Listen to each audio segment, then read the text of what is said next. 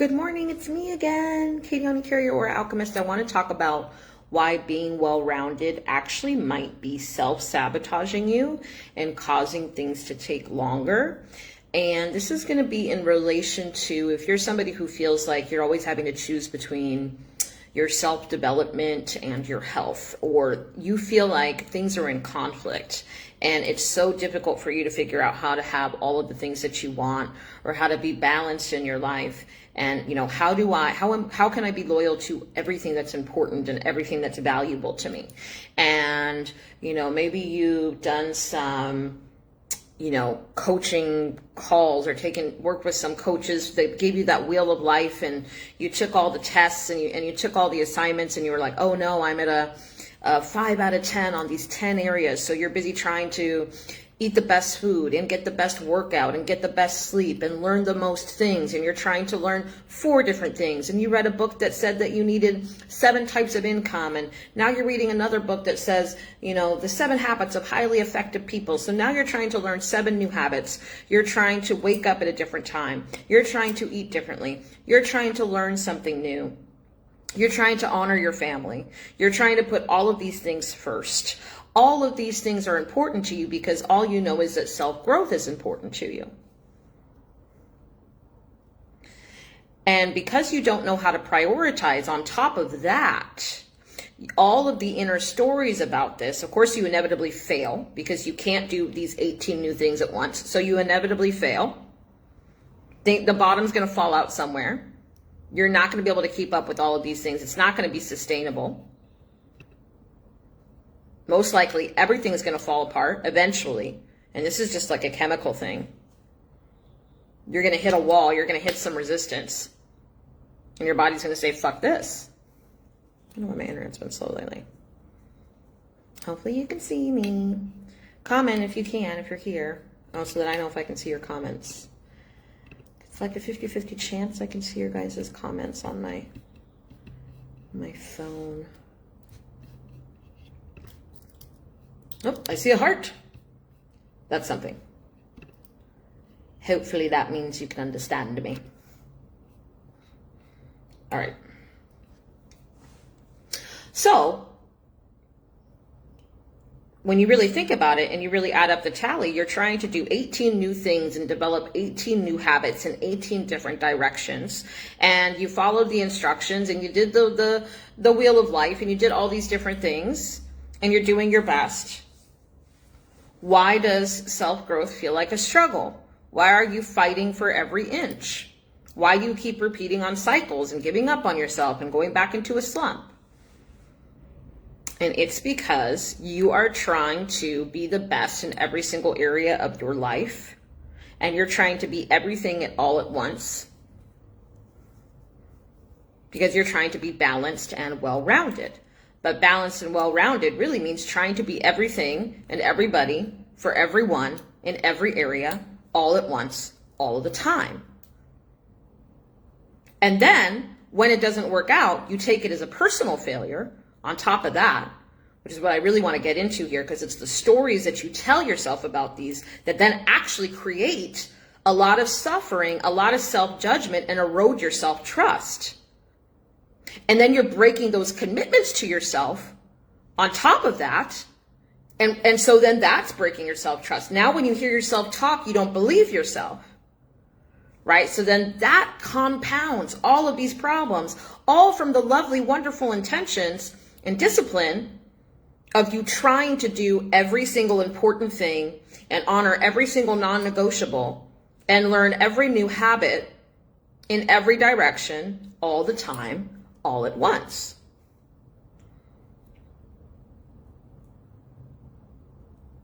Here's the other thing that's happening to you. When you are following your alignment and you learn the most important thing, you give up on that assignment and tell God that now's not the right time because you gained weight, because your workout's falling off, because you're not sleeping as much as you should be, because you're not reading 1 book a month, because you couldn't make it to every single function and every single recital and every single game with your kids. And now you're obsessed about, you've made this one game mean that your kid is going to remember this one time when they were 4 that you weren't there. And you're going to be a bad mom or a bad father. Story, right? So that story is creating all of this suffering. It's creating a feeling of failure. Now you're a disappointment. And it's eroding on your self-trust and your relationship with yourself.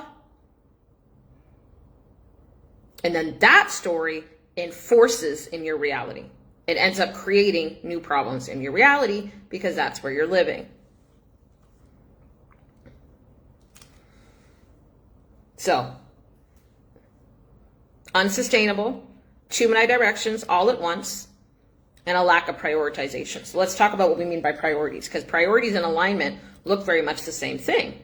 Because if you trust your alignment, then you are automatically going to know what's most important, because God knows what's most important and God knows what order things need to happen. And so stepping back into that assignment, okay, so you're doing that one thing God told you to do, but these other things that you're trying to be so well-rounded in and so balanced and start to fall apart, so then you give up on your alignment and go back to what you think you know, basically thinking you know better than God, based off of what you can see and the stories that you're telling and how you feel about yourself and what you've decided is most important, even though God is telling you what is most important right now through your aligned and godly assignments, and you give up on it because you tell God, well, I'll do it when it doesn't cost me something. I'll do it when it doesn't cost me anything.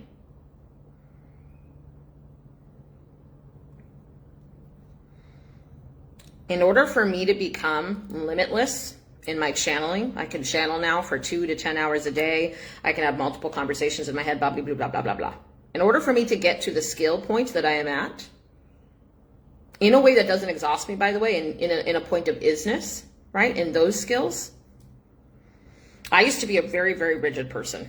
Like, I used to be like, I wake up at 4, I do my 45-minute workout, I set up my 6 potted crystals that are planted in beach sand that I got from this Puerto Rican beach when I did this prayer, and I programmed these clear quartz crystals with different types of love that I spent doing for a year, and they're inside the tetrahedron, and the sacred geometry is just right. And then I spend 27 minutes, channeling from above and below, and I pump and prime my heart space, and then I do my 4-step manifestation, whatever, and then I spend an hour and a half on my adornment and my coffee, and then I spend 2 hours learning something, and then I spend 4 hours in my business, and then I spend all the time, every day.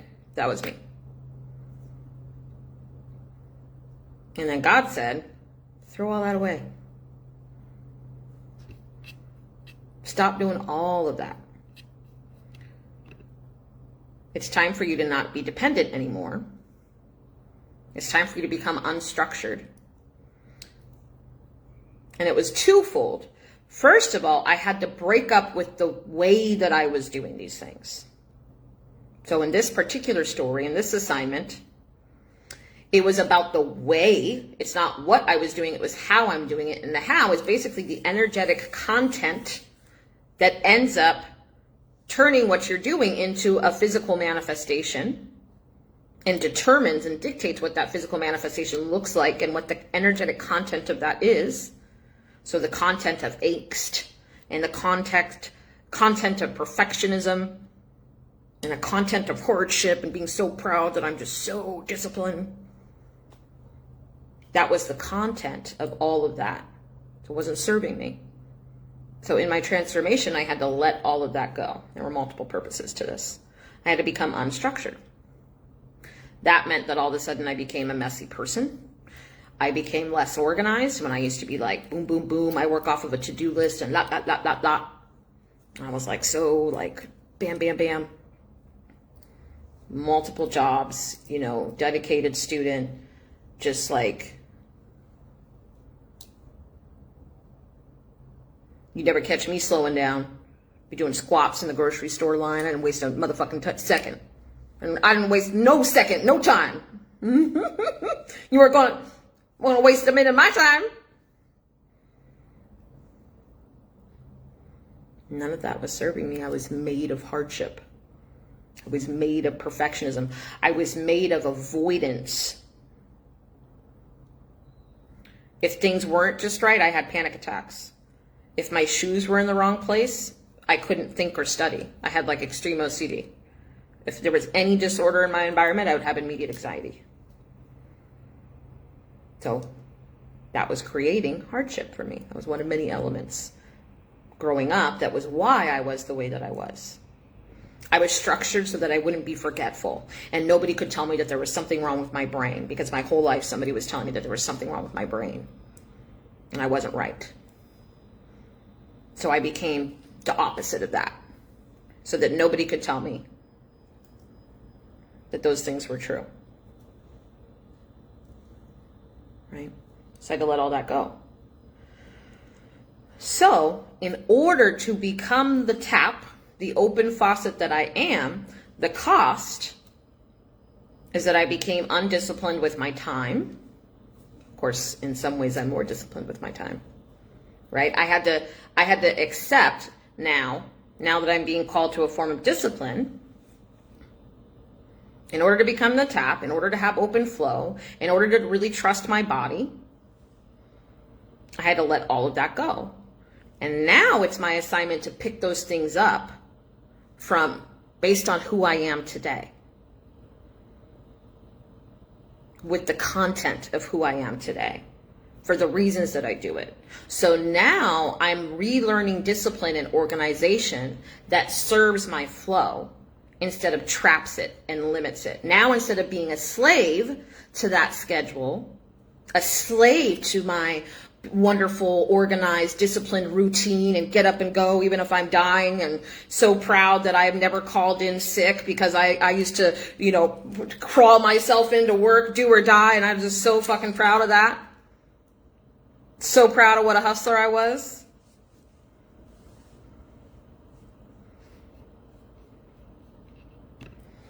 Now I'm free to build something in proper order.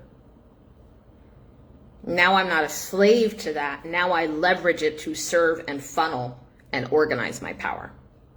But I had to accept that assignment, trust that assignment, so that I could gain those other powers, and I had to be willing to pay the cost. And the cost is that I've got a bit of a monkey brain in some ways that I have to retrain now, as I step back into that type of discipline. So where is that happening for you? Where are you being asked to wake up at 3 a.m. and say certain prayers,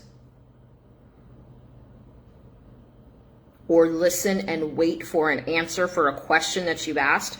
Y'all be like, I prayed that one time because I asked a question. You're asking 40 different fucking questions depending on the way the wind blows and what day of the week. You don't sit and pause and listen to the answer. You don't clear the clutter in your life in order to create space to receive the clarity, the answers, the epiphanies, and the revelation in response to that which you are asking for. You're not paying attention or making that correlation when it comes. You're not asking questions in the same direction. And then when it does come, you reject it because it doesn't fit your current routine and what you think is important and what you think is required to honor what's important, and because of what you don't want to lose, and because you don't want to pay the cost. And you're like, if I wake up at 3 a.m. every day, that means I'll be really tired, and life's already so hard and I'm already so tired. And here's the next thing that you don't realize. When you are obedient, God will pay you. When you show up and do what's yours to do, your spirit team and your ancestors are then enabled to step back in. It is law that they can't intervene for you. They can't do more work than you, and they can't do your work for you, and they can only support you when you're doing your aligned works. Right? Your guides can't just automatically, they wouldn't serve you. It would dismiss the purpose of having a spirit team if they were always there to support your motherfucking mess and what you think you know, and how much you think you know better than God, and what you think is important and what you think matters. So you're waiting for problems to be solved before you step out into your godly assignments to follow your alignment.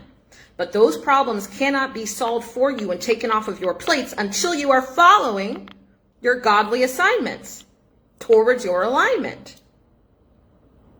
You're in what we call the if-when loop. God's giving you an instruction and you're telling God, I'll do it when these terms are met. You're basically giving God's terms,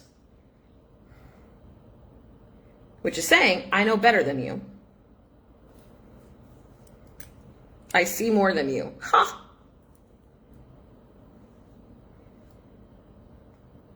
And that's why you're in a loop. And the longer that you're in a loop, that loop, by the way, the higher the cost and the higher the sacrifice will be required to get out of the loop. That's also law. It's not punishment. The universe keeps moving. The circumstances keep changing. There's a cost for staying in that if-when loop. It's almost like it gets really, really crystallized. So literally the energy that's required to break out of it, it's like you're sinking in cement. Wet cement. Deeper and deeper and deeper. The longer you stay in that if-when. There is a consequence for that. The things that have been falling apart that keep stretching your if-when, well, I was waiting for this thing, and then this other thing happened, and then these other problems just keep coming up, and all of these obstacles, and I don't know how it happened. And so I just told God, not yet, not yet. I'm waiting. I'm just waiting on God. I'm just waiting on God. Lies. God is waiting on you, always. You are never waiting on God. You are getting into position, but you're never sitting around waiting. You're just getting into position. God's ready. God's been ready. Okay. Thank you. I love my hair too. I'm seeing comments now.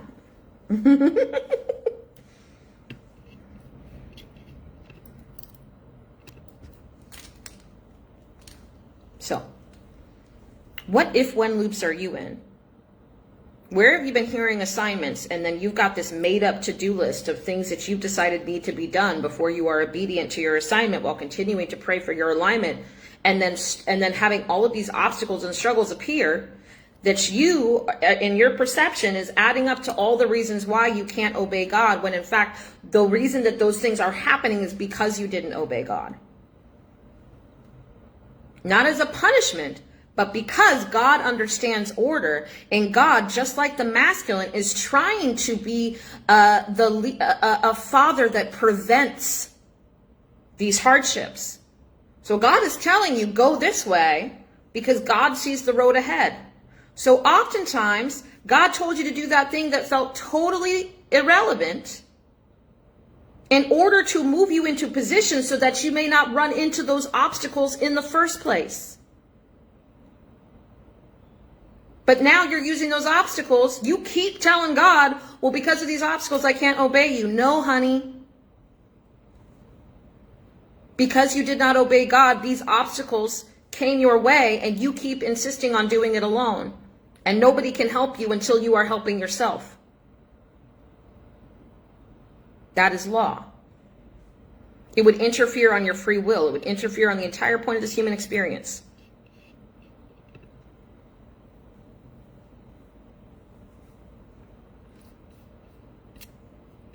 I was going to go live with something else today, and then Spirit said, nope, this today.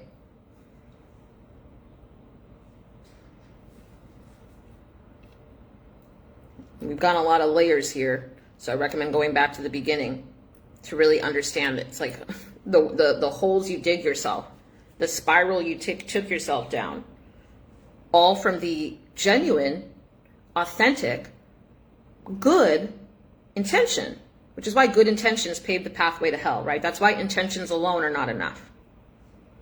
Intent is just an idea. It's an idea you have while taking the action. Only purposeful action, which means action for the purpose of XYZ to get a result, that is the thing that creates. Intention alone does not create. That's why that saying exists. So intention is trash.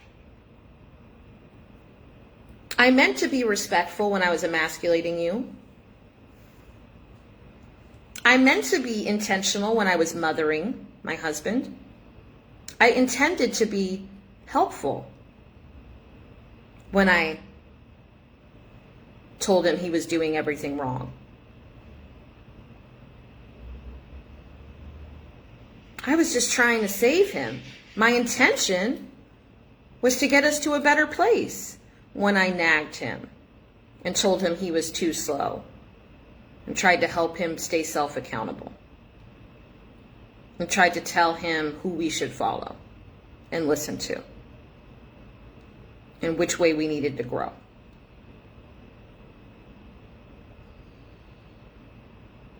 I had good intentions.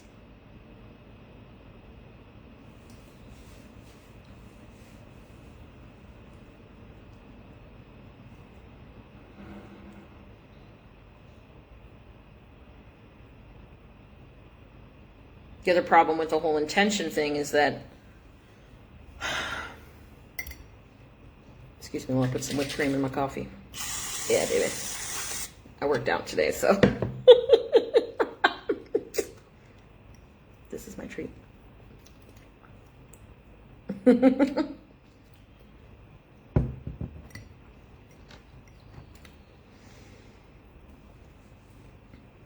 That's one of the first things you learn in the New Age world, right? Make sure you're being intentional. Now add that to the fact that language is starting to mean nothing, and people are hijacking a word, and instead of respecting the root and the function of that word, they're deciding what they want it to mean, and anything can mean anything. So now you have intentions with no accurate or purposeful action to match.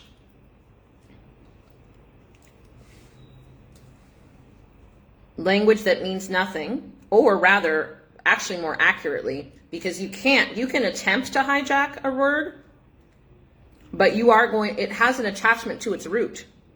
So that means you're going to invoke something related to its real root, regardless of how you feel about it or what you want it to mean.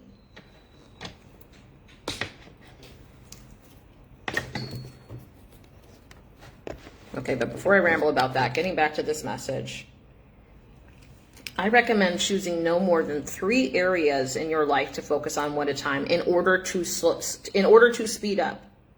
Slow down to speed up and really recognize how often you're trying to do 12 new things and being really fucking hard on yourself. You have ridiculous expectations that you are never going to be able to meet. Then you punish yourself when you can't meet them. Then it erodes on your self-trust. Then you give up on yourself, or you give up on the aligned assignment.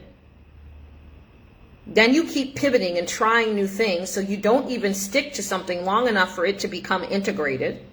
You're trying to rush. You're trying to find the fastest pass. So you're like, oh, if I do this for 21 days. No, honey, 3 to 6 months. You need 3 to 6 months. You need 3 to 6 months minimum. You need a minimum of 3 to 6 months of accurately applied and consistent action to integrate one thing. Now, if you're smart and you get somebody to facilitate you who can see outside of yourself and stop pretending that you can do it all by yourself and struggle busing, you will get somebody who can see what one thing will solve as many problems as possible as a byproduct of the one thing that you're working on. That's where alignment and wisdom and priorities and just moving smarter, not harder, comes in. What one thing will lay the foundation for everything else and or solve a lot of my other problems, issues, or obstacles, or allow me other benefits as a byproduct of focusing on that one thing. This is why you dismiss masters, by the way. This is why you information collect. Because the higher level of mastery that somebody is, the more they're going to be like, this is the truth, do it. Because in their mastery, they know what one thing that you should focus on that will give you that domino effect. That's part of mastery. Is that somebody can look right at you, doesn't even need to hear you finish a sentence because they know exactly where the fuck you are, and say, do this one thing, go do it, and come back to me. But because you're so busy looking for like an entire sermon and fireworks every single time you get a message, and you want more and more and more, and you value things based off of quantity and amount of words and depth of words, which is, by the way, why you dismiss the masculine. That's why you disrespect the masculine. Because that's how the masculine speaks. They give you entire downloads with 4 words. And when you follow the assignment of the masculine by following that one thing, you will, just the path of following that one thing will give you so many gifts along the way and give you so many benefits as a byproduct. Protect, prevent, and excel you. But since he only said 4 words to you, and they weren't fancy smancy, college level, whatever,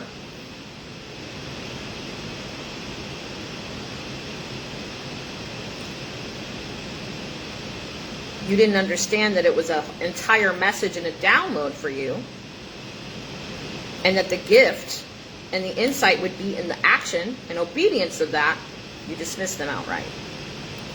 In fact, you tell other people that you like that guy, but he's simple and not that intelligent. That's what you say in here. Maybe you say it in fancy other words so that other people won't say you're talking shit, but that's really what you mean.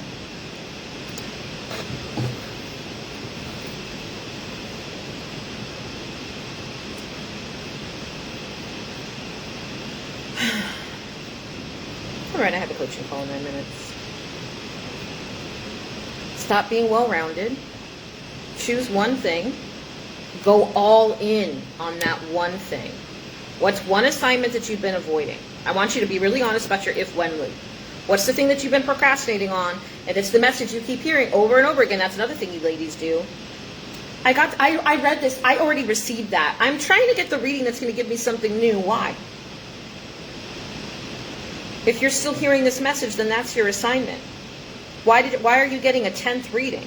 If you've heard this 10 fucking times, then why aren't you doing the fucking work? And why are you judging whoever gave you that message as not being good enough or smart enough or wise enough or deep enough? Because of your lack of obedience. Because you're still where you are. That's not the messenger's fault. That's not God's fault. That's your fault. So maybe if you hear it the 12th time, what? You'll listen? You'll go look for where you're misapplying. You didn't actually correctly apply whatever you thought you were applying, or you wouldn't be hearing that message again?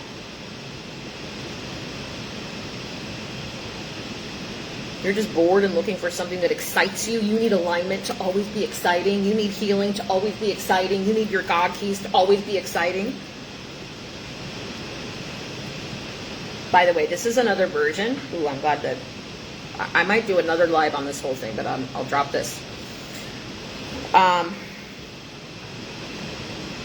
lot of you, the reason why, and I experience this because I help women with more ease. So when women come into the luminary space, which is where we work on beliefs that build the house of audacity, the very first thing we start to work on is ease. But in order to create ease in your life, we have to remove all the things that you're doing to create hardship. As things get removed from women who are addicted to drama in ways they don't know, every woman is like, I'm not addicted to drama. I don't need things to be exciting. But right when things are amazing for that woman, and I can see outside of this woman, I can see I know what was going on with them 3 months ago. And all of a sudden they're describing this like easy life where people are showing up for them and there's all this support and there's all this calm. But calm and peace and stillness is so foreign to them that they're bored. And they're like, well, I don't know if it's working. I don't know if the work is working yet. I don't know. There's nothing going on. It's the equivalent of being addicted to drama in a relationship and equating that to love. And when you don't have an adrenalized roller coaster going on, even in your personal development with yourself, even in your soul work, even with God, because all of these are relationships, right? Or with that course, or with that teacher, as soon as there's not an adrenaline, if you're not always getting an adrenaline rush, there's not a fairy falling across the screen, then you dismiss it. You devalue the experience, you throw it away, you're bored, and you think nothing's happening. Because you literally need to be electrocuted because you're so desensitized. What's the physical look like when you're desensitized? It looks like I now have dopamine resistance. Because did you know that you get dopamine resistance just like you do insulin resistance? So it's not whether you have dopamine. It's that you can actually dull your sensitivity to joy because of the way you approach things and the way that you do things. So if you're always needing the rush and the adrenaline, it's going to take you some time to learn to become sensitive to and aware of and open your range and capacity to even recognize and identify what calm and peace and serenity, tranquility, and what a space of sereneness actually feels like, because you have dopamine resistance, which energetically means I am literally desensitized from peace and stillness and joy. That's why people love Kundalini awakenings and all the Kundalini awakenings, Kundalini yoga that actually and I mean, it's great. I love Kundalini. But you get high when you're doing that stuff, right? When you're regulating your nervous system, you actually get high in that stuff. And that's how people become spiritual escapists and spiritual adrenaline junkies. They're just replacing one thing for the other. But then when they go do yin yoga, they're bored. They always need to do Kundalini yoga because they get that dopamine hit.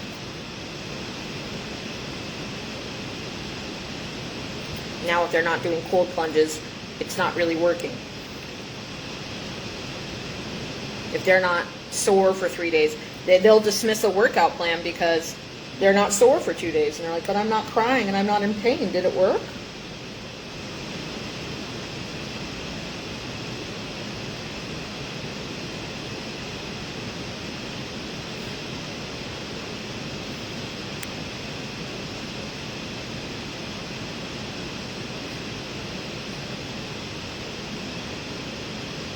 We always pause for you. We know you need a fucking minute. I'm fine.